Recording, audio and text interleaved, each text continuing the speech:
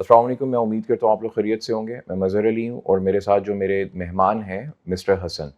Mister Hasan का जो topic है वो है एग्जिस्टेंशियल क्राइसिस। अब एग्जिस्टेंशियल क्राइसिस होते क्या हैं इसके बारे में मैं थोड़ा सा एलेबोरेट करता चलूँ।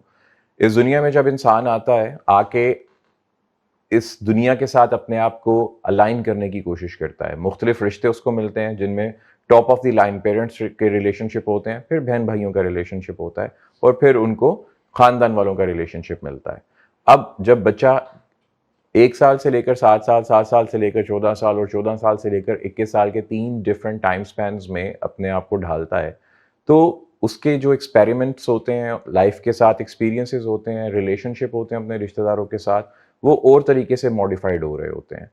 रिश्तेदार अपने जो बच्चे होते हैं उनको डिफरेंटली ट्रीट करते हैं 1 साल से लेकर 7 साल के अरसे तक। फिर जैसे ही बच्चा 7 साल से 14 ईयर्स के अरसे में पहुंचता है तो डिफरेंटली ट्रीट होता है और 14 ईयर्स से जब वो 21 ईयर्स के स्पैन में पहुंचता है तो वो डिफरेंटली ट्रीट होता है। इसमें एक आम इंसान की लाइफ में मुख्तलिफ रिस्पॉन्सिबिलिटीज़ फॉल करती हैं।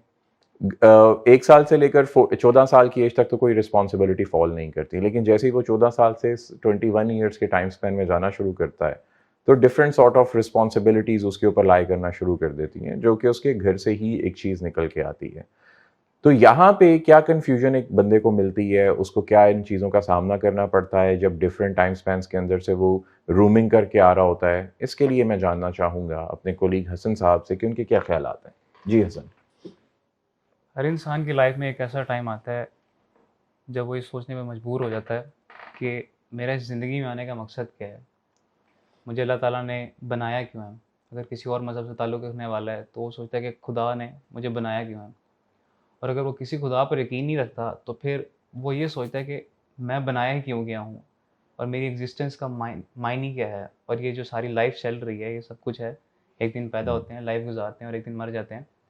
ये सब का मकसद क्या है, ये चीज़ जब वो बार बार सोचता है तो वो स्ट्रेस में चला जाता है, एंग्जाइटी का उसको फील आती है और उसको एक मौत का खौफ पैदा होने लग जाता है कि एक दिन आएगा जब मैं ख़त्म हो जाऊँगा, मेरी एग्जिस्टेंस यहाँ से ख़त्म हो जाएगी, मैं यहाँ पे जो मेमोरी छोड़ के जा रहा हूँ हमेशा के लिए छोड़ जाऊँगा। आहिस्ता आहिस्ता उसके अंदर जो मौत का खौफ है वो बढ़ता जाता है और ये उसकी स्ट्रेस और एंग्जाइटी जो एहसास है उसको और बुरा करने लग जाता है। एक तरह से एग्जिस्टेंशियल क्राइसिस लाइफ में आना बहुत ज़रूरी है।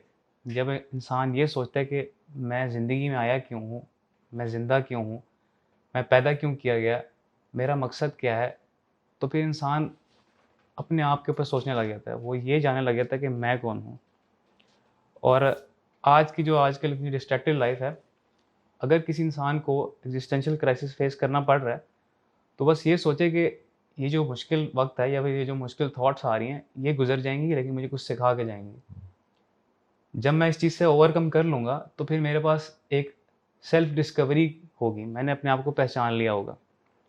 मोस्ट ऑफ द टाइम इंसान डिस्ट्रक्टिव लाइफ ही गुजारता रहता है और अक्सर यही वजह बन जाती है एग्जिस्टेंशियल क्राइसिस की। इंसान के अंदर जो नेचर होती है वो उसे कहती है कि मैं इस चीज़ों के लिए नहीं पैदा किया गया, मुझे कुछ और करना है। मेरे अंदर से एक आवाज़ आती है, फ़र्ज़ किया कि मैं इस बेमायनी ज़िंदगी के लिए नहीं पैदा किया गया, कुछ तो ऐसा काम होगा, कुछ ऐसा मकसद होगा जिसके लिए मैं पैदा किया गया हूँ। मैं ये सारी ज़िंदगी गुज़ार ही क्यों रहा हूँ? तो इंसान जब ये सोचने लग जाता है तो फिर इंसान अपने ऊपर सेल्फ रिफ्लेक्शन करने लग जाता है। एक कैनेडियन ऑथर हैं बॉब स्पेक्टर, वो अक्सर ये कोट करते हैं कि if you are not satisfied with the choices you made in your life, then you have to change yourself because those were your choices. और in order to change yourself you have to know yourself. इंसान जब self discovery पे जाता है तो फिर वो isolate हो जाता है अपने रिश्तों से, दूसरे लोगों से। वो जो अपनी सोशल एक्टिविटी है उसमें से अपने आप को अलहदा कर देता है। इंसान अपने साथ ज़्यादा टाइम गुज़ारने लग जाता है। इंसान अकेला फ़ील होते हुए भी पसंद करता है कि मैं अकेला ही रहूँ, सेल्फ रिफ्लेक्शन करता है, अपने बारे में सोचता है।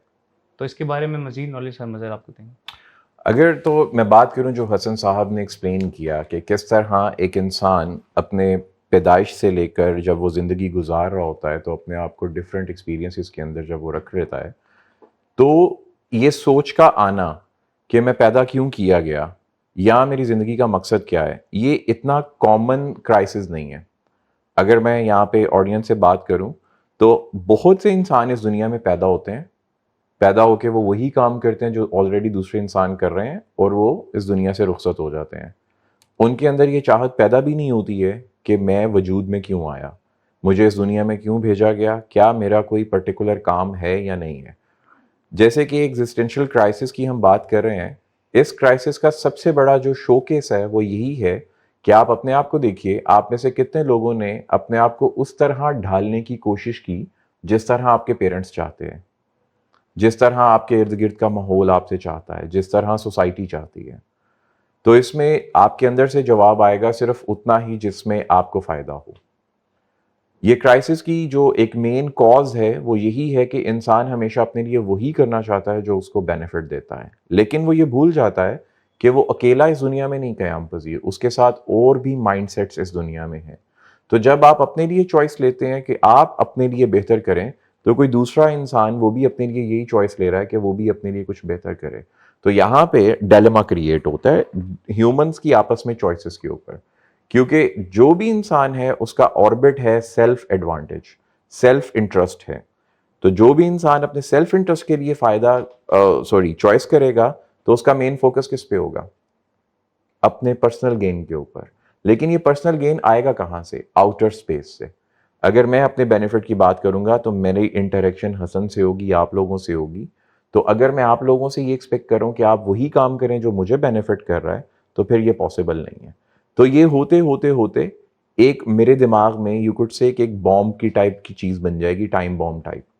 क्योंकि आप मेरे बेनिफिट के लिए काम नहीं कर रहे, मैं अपने बेनिफिट के बारे में सोच रहा हूँ, आप लोग अपने बेनिफिट के बारे में सोच रहे हैं, और फिर एक ऐसा कियोस हमारे ब्रेन में क्रिएट हो जाएगा जो एक दिन बस्ट आउट करेगा। और उस बस्ट आउट होने को हम एग्जिस्टेंशियल क्राइसिस कहते हैं कि आखिर मेरी मर्जी से इस दुनिया में हो ही कुछ नहीं रहा, मैं जो भी चाह रहा हूँ मिल नहीं रहा, अगर मिल जाता है तो उसकी खुशी बड़े थोड़े अरसे के लिए होती है, मैं कर क्या रहा हूँ। तो फिर इंसान डिस्ट्रैक्ट होता है, और जो आपके इर्द गिर्द हो रहा है, रेस्टलेसनेस है, स्ट्रेस है, डिप्रेशन है, सेल्फ सेंटर्डनेस है, लोग एक दूसरे को खा रहे हैं, चीर फाड़ रहे हैं, फिर ये सब कुछ पॉसिबल हो जाता है। इसी वजह से मोहब्बत ख़त्म हो जाती है, लॉयल्टी ख़त्म हो जाती है, जो एक रिश्तों में एहसास है वो ख़त्म हो जाता है। और बाद में बचता क्या है कि इंसान अपने आप को ये दावा करता है कि मैंने बड़ी बेहतरीन ज़िंदगी गुजारी, दो वो अपने आप को इस चीज़ से बाहर ही नहीं निकाल पाता कि मैं जिस क्योस में रह रहा हूँ, क्या मुझे उससे बाहर निकलना कि नहीं निकलना। अगर वापस मैं टॉपिक पे आता हूँ कि क्राइसिस से ओवरकम कैसे किया जाए या होता क्या है, इसको somehow mid life crisis भी प्रोफेशनल लोग कहते हैं। कि मिड लाइफ क्राइसिस एक ऐसी एज स्पैन में आता है जब इंसान 35 से 42 या 42 से 49 के रेडियस में जा रहा होता है। आप लोगों ने शायद एक बात नहीं नोट की, मैंने जितने भी टाइम स्पैन बताए हैं इनमें 7 का वर्ड कॉमन है। 1 to 7, 7 to 14, 14 to 21, 35 to 42, 42 to 49। ये 7 ईयर्स का गैप क्यों मैंने रखा हुआ है?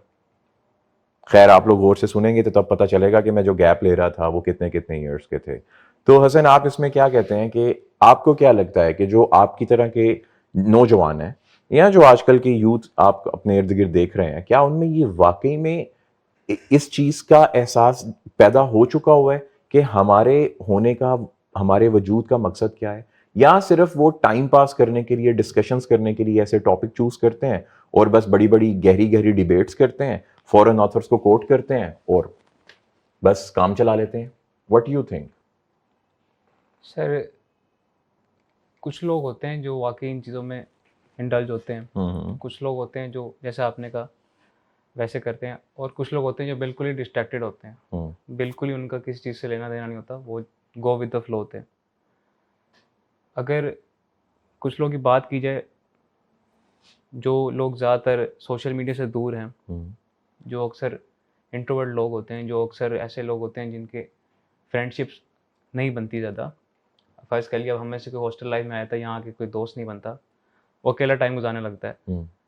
तो कभी कभार वो अकेला जब बैठा होता है तो उसकी सोच में ये बातें चली जाती हैं कि असल में मैं पैदा क्यों किया गया, या फिर मेरा, बल्कि पैदा को छोड़ दें, इस वक्त मैं यहाँ पे आया हूँ, मेरा ये चॉइस जो मैंने ली है इसका मकसद ही क्या है। कभी कभार ऐसा होता है कि इंसान करियर को चूज़ कर लेता है, उसके बाद जाके उसे फील होता है कि ये वो नहीं है जो मैं करना चाह रहा हूँ। कई बार इंसान ऐसी एक्टिविटीज़ में इंडल्ज हो जाता है, इन्वॉल्व हो जाता है, काफ़ी देर जाके उसको पता लगता है कि ये मेरी मेरे लिए नेचर नहीं नहीं, था। मैं ये नहीं जो मैं बनता जा रहा हूँ। तो वो चीज़ को टाइम बिंग शायद उसको प्लेयर दे, लेकिन for the longer race happiness उसके वहाँ पर नहीं होगी।